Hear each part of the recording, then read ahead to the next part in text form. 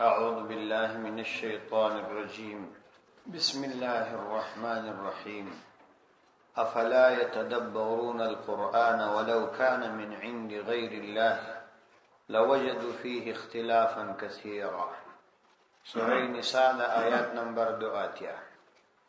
أفلا يتدبرون القرآن، آيات دوی غور نکی په قرآن کې.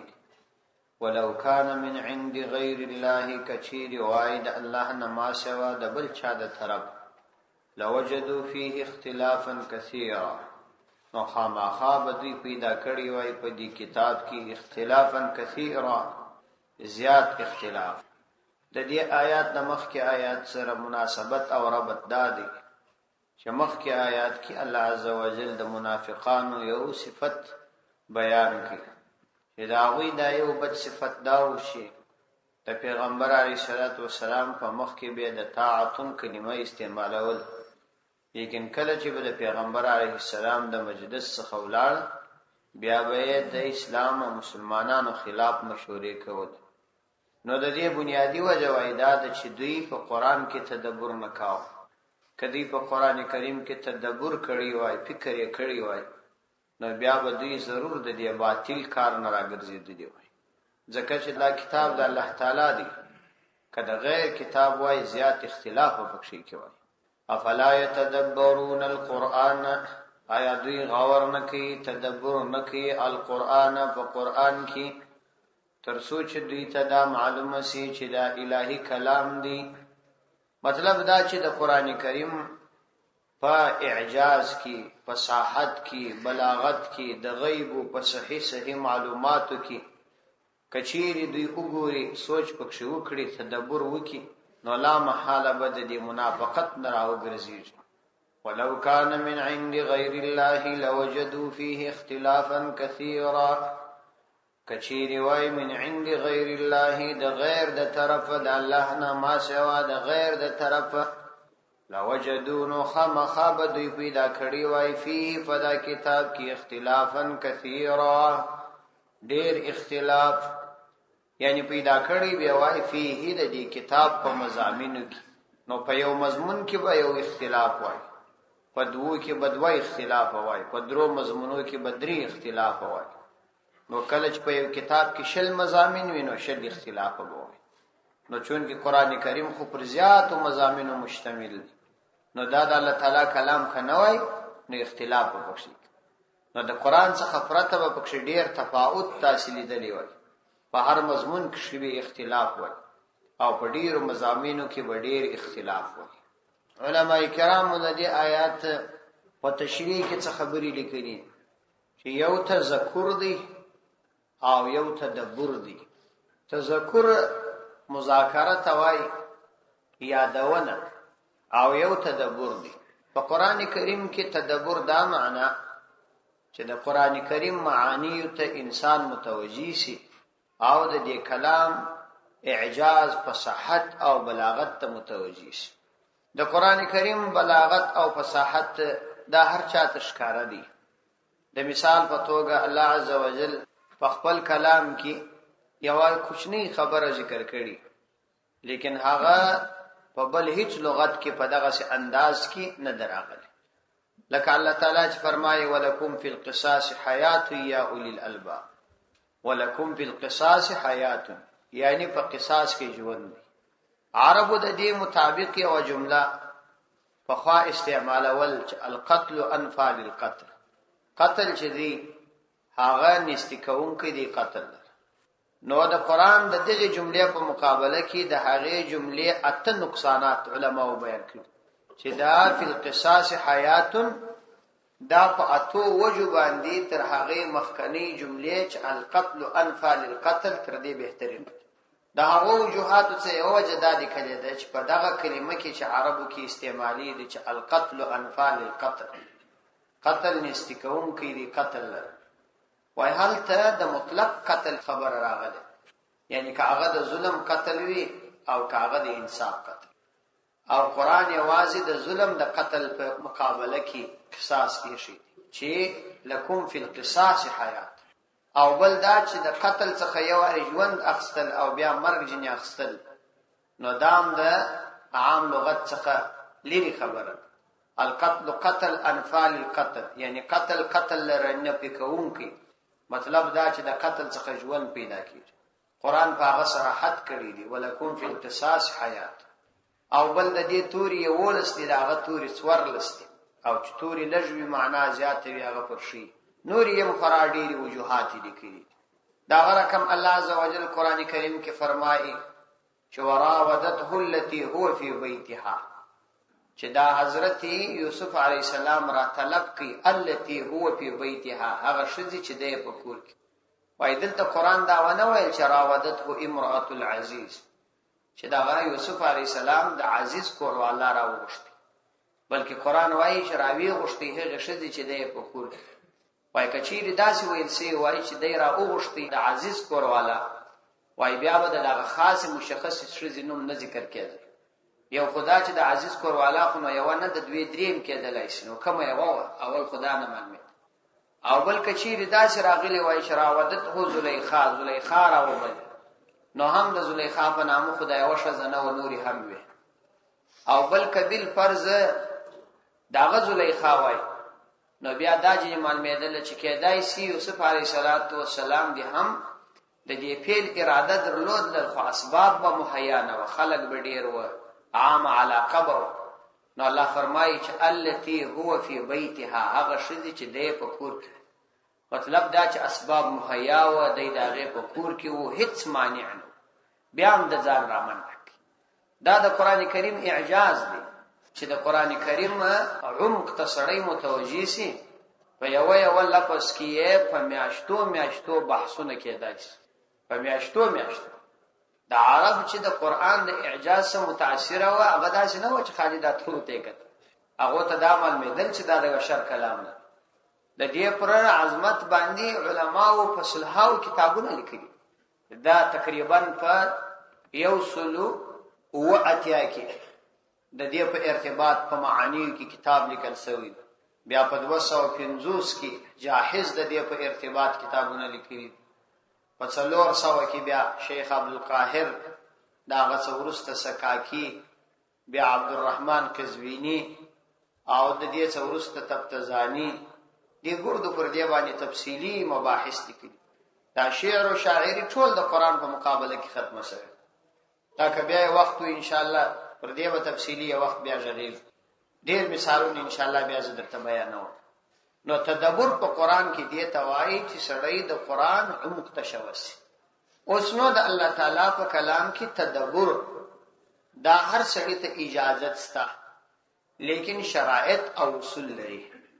بلا شرایط او بلا اصول د الله تعالی په کلام کې تدبر منع ده. د دې داسې یو مثال موږ بیانولای شو.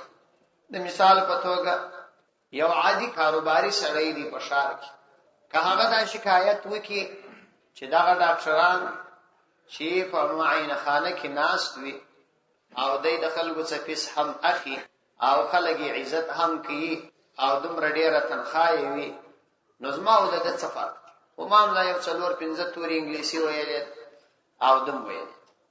نو خلک د توایي چې د الله بندا موږ ته د خدمت نه منع کوو، لیکن د دې لپاره یو اصول دي. تداسي وکاتبه یواري مکتب وایي په هنتون بخلاصي، بیا به د دې لپاره عملی کار کوي.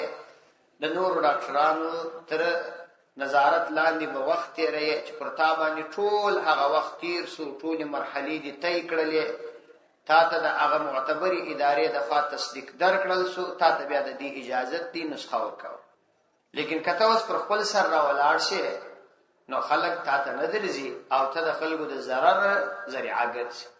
دا ځکه یو سړی دا شکایت وکړي چې دغه د ملک دا عمده ټیکې سړکان دا مستقل ځایونه دا د پاخه انجنیران نشي.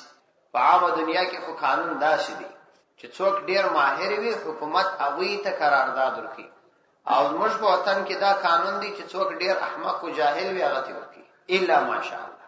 ځکه دلته خدا د رشوت بازار خورا ګرم، هغه په یېږي هم نه دی باغ مسؤلیت پر سپارل. اذا اسد الامر الى غیر اهله فانتظر الساعه. نو یو څوک به دا شکایت وکړي چې د عمل مقصد د دې انجینر د پلار جایداد دی چې ګرځي ټیکې دی نشي، ماته وایي خلک نه راکړي. نو خلک وایي چې د دې دپاره خپل تعلیمي معیار شته، ته هغه حاصل که بیا به تا ته هم خلک درکړي. داسې که یو سړی ووایي چې دا په قانون کې ګرد عمر دا د قانون ماهران ولې غږېږي، د دې دپاره خو باید زوم وغږېږم، زوم د دغه ملک یو سړی یم، یو فرد یم. نو خلک ورته وایي د دې دپاره یو معیار شته. دغسې د الله تعالی په دین کې غږېدل یو معیار دی چې د دنیا اصول او د دنیا کاروبار د دنیا د ترتیب او جوړښت لپاره اصول او معیار لري او هر څوک کار نه لري. نو دغسې د الله تعالی دین هم دغسې معیار لري او خپل خلق دي. د دې دپاره هغه ټول اصول او شرایط پر ځای کول ضروري دي چې هغه د دغه معیار د لاسته راوړلو لپاره مهم دي. مثلا صرف، نحو، علم معانی، په عربي لغت باندې پوهه، په فقه، په اصول، په حدیث او اصول حدیث باندې پوهه، په اصول تفسیر باندې پوهه، صحابه کرام په قضایاو باندې پوهه، په ناسخ او منسوخ باندې معلومات، په دې ټول بسړی کامل عبور لري. بیا به نو هغه د تدبر هغه اندازې ته رسیږي چې مسائل راوباسي. نو معلومه سواله چې د قران کریم تدبر د دې اجازت ستا، لیکن هغه چاته چې په اصول او معیار برابر. لیکن نن په دنیا کې تر ټولو د الله تعالی دین خوار دی. هر څوک د الله تعالی د دین لپاره بس تدبر کوي، پر خپل فکر باندې مسائل دین را باسي، او هر څوک د ځان څخه اصطلاحات پکښ جوړي چې د چا څنګه خوښي، بس ځان ته مجتهد مطلق وایي، مسائل هم را باسي. نو تدبر د هر چا کار نه دی، بلکې اجازت استا د معیار مطابق. نو د دې څخه دا معلومه سول چې تدبر په قران کې دا د علماو وظیفه ده، او دا د هغه لوړ معیار د علماو وظیفه ده چې په کامله توګه د قرآني معلوماتو او د اسلامي معلوماتو کاملا عبور ولري، چې د دې څخه مراد فقها او مجتهدین علما دي، لکه امام ابو حنیفه، امام مالک، امام شافعی او امام احمد بن حنبل رحمت الله علیهما. علما وايي د تدبر او اجتهاد سلسله ختمه شوی نه ده، خو هغه معیار څوک نشي پوره کولای، کوم معیار چې په دې کې ضروري وي. ځکه نو د مذاهب څوتل او د مذاهب څماشه وا ځان ته مستقل رائے انتخابول دا انسان غلط لین ته برابرۍ، گمراهی ته برابرۍ. نو علما چې دا لازمی ګڼي چې په مذهب کې بدننه او د مذهب بنوازه وجه هم دا ده چې دا خپل معیار لري او ته هغه معیار ته رسیدلی. ډېر لوی علما چې کله د مذهب څخه معمولی پښه اړولې ده په ډېر لوی نقصان کې لوی دي. ابن تیمیه رحمه الله څومره لوی سړی دی، دومره لوی سړی دی ابن تیمیه رحمه الله چې ډېر زیات علما، یعنی د امت ډېر علما د علم څخه متاثر په 1400 صدی کې وو. لیکن کله چې د مذهب څخه لږ شواړول نو په ځینو مسائلو کې دومره سخت خطاوتلی دي، دومره سخت خطاوتلی دي چې ایمان ته تاوان ورسېږي. په هغه کې یو غلطي ده د نبی عليه الصلاه والسلام قبر سفر کول مستقیلا د جائز نه دی بللی، ناجائز دی بللی. حالانکه د نبی عليه الصلاه والسلام قبر ته سفر کول دا سعادت دی، د دنیا او آخرت سعادت دی، بلکې د اعظم قربات او ثوابات سره. خدا د مذهب څخه تبرد کول دغه تاوان پسې کې پیښي. نو د مذهب څخه وتل په هر حالت کې انسان په لوی نقصان کې ورسي. دا کوم خلک چې د مذهب وتلی وي او تقلید یې پرې ایښی وي هغوی په دغه نقصان کې وي. نو الله تعالی فرمایي چې تاسو په قران کې تدبر وکړئ. نو تدبر د علماو د فار دادی چې هغوی به قران عوامو ته شي. د عوامو د فار تدبر دادی چې هغه به د الله تعالی په کتاب عمل کوي. هغوی به د قران څخه مسائل نه بیانې، نه به د احادیث څخه مسائل بیانې. علما ولیکلي دي چې عوام خلکو ته د مسائل بیانول په مطلقه توګه منع دي، هغوی به دا نه بیانې. کچېرې هغوی دا بیانول نو هغوی به داسې یو مسله بیانوي چې علماو د دوی دپاره خپل را ایستلي وي او اسانه کړي وي او د دوی په ژبه یې دوی ته په یو کتاب کې نقل کړي، هغه بیانولی شي. نور بل طرف ته به د قرآن او حدیث څخه مسائل نه بیانوي، ځکه چې په دې کې د دوی څه غلطي واقع کېږي. او بل خبره دا لیکلې ده چې دوی به د قرآن کریم تفسیر نه کوي، مطلب دا چې د ځانه به د قرآن کریم ترجمه نه کوي، بلکې یا به د یو استاد څخه زده کوي، مشکن درسن به د استاد څخه وایي، او یا به د یو معتمد تفسیر څخه استفاده کوي. د هغه تفسیر د استفادې په وخت کې که شبهه او شک ورته پیدا شي، بیا به د معتبر علماو سره شریک کوي. د ځانه به تفسیر نه کوي او نه به د ځانه د قران کریم د آیاتو تطبیق کوي چې پر چا یې پټي. دا د دوی مسؤلیت نه دی، دا د دوی تر سویه لوړ کار. نو تدور معنا ده. نو د دې ته قیاس ثابت شو چې قیاس د قران څخه مسائل را استل دا باید وسی، لیکن خپل معیار لري. ما درته ویل ځکه نو قیاس ثابت دی او قیاس یو شرعي اصل دی. وَإِذَا جَاءَهُمْ أَمْرٌ مِّنَ الْأَمْنِ أَوِ الْخَوْفِ أَذَاعُوا بِهِ وَلَوْ رَدُّوهُ إِلَى الرَّسُولِ وَإِلَى أُولِي الْأَمْرِ مِنْهُمْ لَعَلِمَهُ الَّذِينَ يَسْتَنبِطُونَهُ مِنْهُمْ. وَإِذَا جَاءَهُمْ أَوْ كَلَّ جِبَرَاغْلِهَ غِيلَرَ أَمْرٌ سَخَبَرَ مِنَ الْأَمْنِ دا أمن او الخوف یا دبیر ازاعوا به اغه مشهور کړل. ولو ردوه کچیر دوی رد کړي وای دا خبره ال الرسول ورسول عليه الصلاه والسلام ته وإلى أولي الأمر يا أولي الأمر لر منهم د دوی څخه لعلمه نو فهمول بوای دا خبره الذين اغكسانو يستنبطون چې تحقیق کوي فدا خبره کې منهم د دوی څخه. ولولا فضل الله عليكم ورحمته لاتبعتم الشيطان إلا قليلا. ولولا فضل الله كثير نويد الله عز وجل فضل عليكم پرتاسبانی ورحمته داغ رحمت لاتبعتم خابتاسو فیروی کړي وای الشیطان د شیطان الا قليلا مگر لږ کسانو.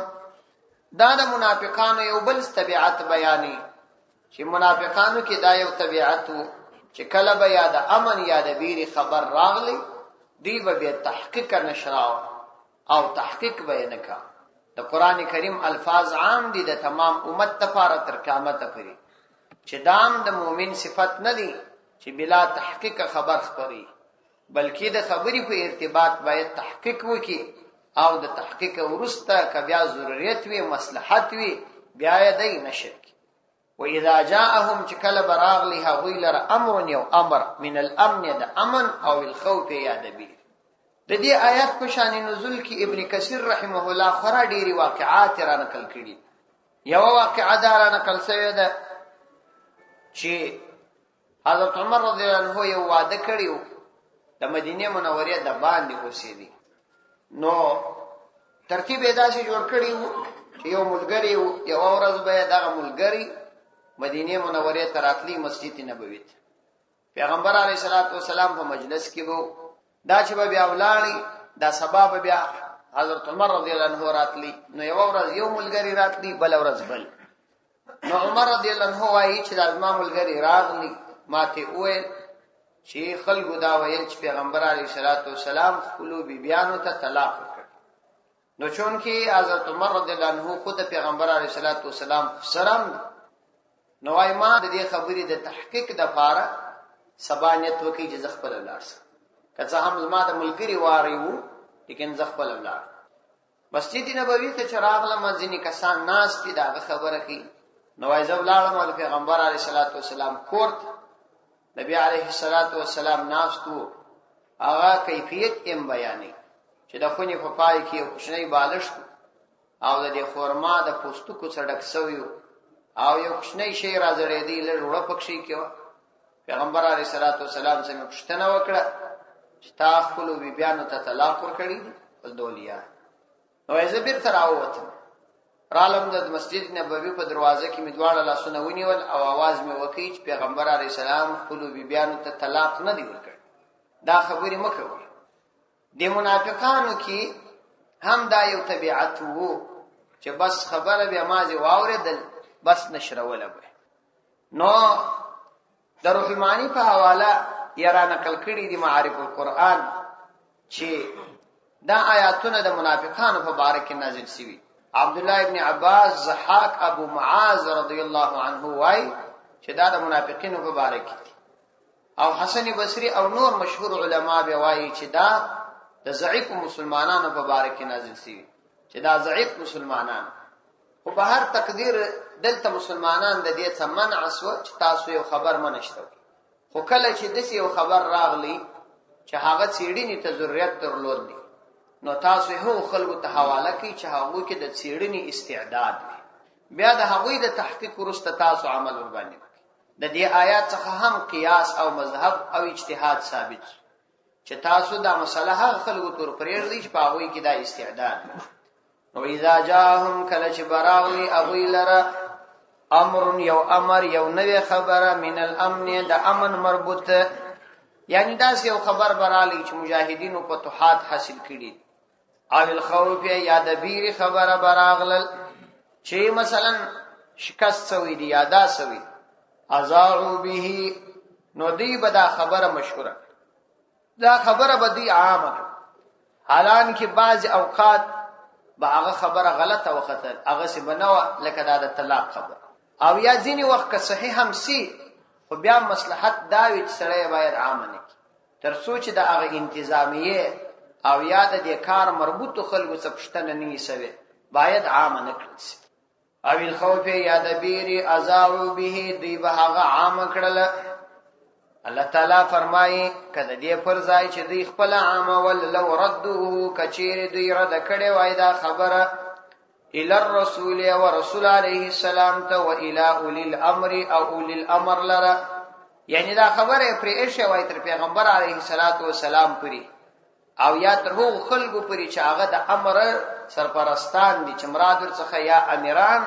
او یا فقها دي او د ډیرو علماو رائے دلته دا چې مراد دا فقها خلک دي چې هغه په دې مسائلو پوهیږي لکه کبار صحابه مشران صحابه چې هغه ته دا معلومیدل چې دا خبره غلطه ده که صحیح ده د دې لایق ده چې نشر سي او کې لایق نه ده نو کچې دوی رد کړي وای او رسول عليه السلام ته و الى اول الامر یا اول الامر لره منهم د دوی څخه یعنی په دوی کې چې څوک د دې استعداد لري هغه ته ور حواله کړي د دې آیات څخه معلومه شول چې الله تعالی د انسانانو تر مابین استعدادونه مختلف پیدا کړي په هر چا کې هغه استعداد نه کوم استعداد چې الله تعالی په کوم بل چا کې پیدا کړي نو کوم استعداد چې الله تعالی په امام ابو حنیفه رحمه الله کې پیدا کړیو هغه استعداد بیا په نور کې نشته نو ځکه هر سړی امام ابو حنیفه نشي کېدای هر سړی دا وایي چې زما او د امام ابو حنیفه رحمه الله نو سفر نو دا خو عقلنم غلطه خبره ده او نقلنم غلطه خبره ده چې دا بالکل کېدلای شي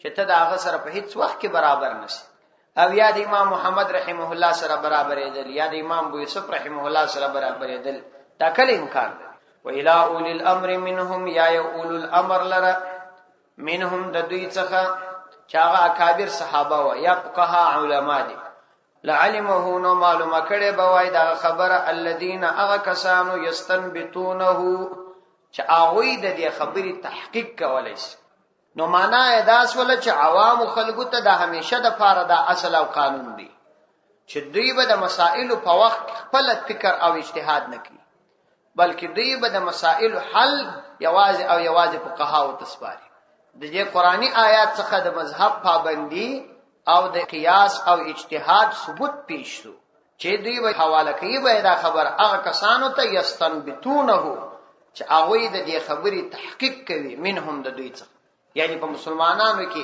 هغه ته به حواله کوي استنباط د دې توای چې سړی یو څا وکیندي او د څا د تل څخه وبراباس کمی اوبه چې د څا د تل څخه اوله بلا راويستل سي دې توای ماء المستنبت راويستل سي اوبه نو استنباط ولا هغه خلق توای چې هغه د قران او عمق ته دننه جوړو تشوکیږي او د هغه ځای څخه تاسو ته مسائل را باسي نو معلومه سول چې دا د هر چا کار نه دی بلکې عوام خلک په دې مکلف دي چې هغه په مسائلو کې فقها او ته رجوع کوي نو اوس ته دې څخه دا معلومه سول چې مسائل دوه قسمه دي یو د قران کریم ښکارا آیاتونه دي الله تعالی فرمایي اقیموا الصلاة المنذ او یا د پیغمبر علی السلام ښکارا احادیث دي 4 رکعات المنذ د ماپښین دي او 2 رکعات المنذ فرض د سحر دي دا معلوم دي او دام د پیغمبر علی السلام څخه معلومه ده چې پیغمبر علی السلام اول چی شوی دي بیا چی شوی دي بیا چی شوی دا ټول معلوم دي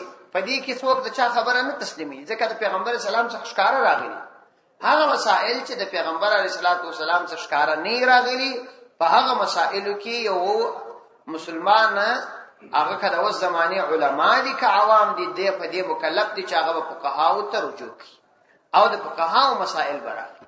د مثال په توګه کده سړي څخه د الحمدلله پر ځای التحیات او السول نو څه کول پکار. اوس پیغمبر علیه الصلاۃ والسلام دا مسله نه بیان کړي. په یو اصل پیغمبر علیه السلام یې شي دي علماء پر هغه اصل قیاس کړی دي د هغه قیاس مطابق متعامل کوي. نو یستنبتونه منه چې هغه استنباط کوي تحقیق کوي د دې خبرې منهم د دوی څخه. نو دا د الله تعالی د طرفه فضل دی چې تاسو ته قران او رسول درکې او تاسو ژوندۍ په در حل کړ.